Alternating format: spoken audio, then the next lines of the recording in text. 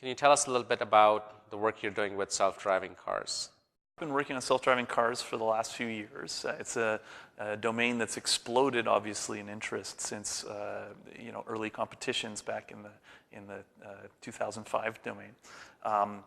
And what we've been working on really is putting together our own self-driving vehicle that was able to drive on public roads in the region of Waterloo last August. With the self-driving cars area, one of our key research domains is in 3D object detection. So this remains a challenging task for algorithms to perform automatically, trying to identify every vehicle, every pedestrian, every sign that's in a driving environment so that the vehicle can make the correct decisions about how it should move and interact with those vehicles. And so we work extensively on how we take in laser data and vision data and radar data and then fuse that into a complete view of the world around the vehicle. When we think of computer vision, we usually think immediately of self-driving cars. And why is that? Well, it's because it's hard to pay attention when driving on the road, right? You can't both be looking at your smartphone and also be looking at the road at the same time.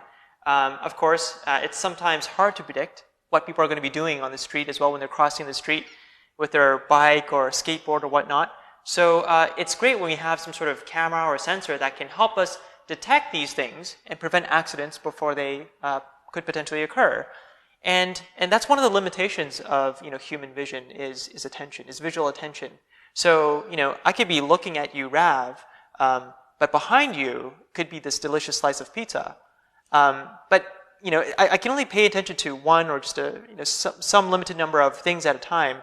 But I can't attend to everything in my visual field all at once at the same time like a camera could, or like how computer vision could potentially do so. And so that's one of the great things that cameras and computer vision is good for, helping us pay attention to the whole world around us without having us to look around and make sure that we're paying attention to everything.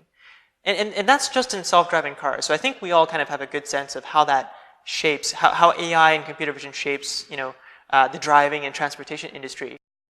Well, self-driving cars are certainly the future, and there's tremendous interest right now in self-driving vehicles, in part because of their potential to really change the way our society works and operates.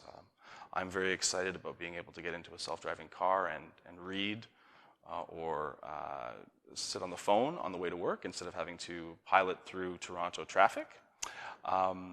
So I think they represent a really exciting step forward, but there's still lots to do. We still have lots of interesting challenges to solve in the self-driving space before we have really robust and safe cars that are able to drive themselves 100% of the time autonomously on our roads. We've just launched our own self-driving car specialization on Coursera, and we'd be really happy to see students in this specialization also come and learn more about self-driving. It's a wonderful starting point. It gives you a really nice perspective on the different components of the self-driving software stack and how it actually works. So everywhere from how it perceives the environment, how it makes decisions and plans its way through that environment, to how it controls the vehicle and makes sure it executes those plans safely. So you'll get a nice broad sweep of all of those things from that specialization. And from there, you then want to become really good and really deep in one particular area if you want to work in this domain. Because again, there's so many layers behind this. There's so much foundational knowledge you need to start contributing that you can't go wrong. If you find something interesting, just go after it. And I'm sure there'll be companies that will need you for this.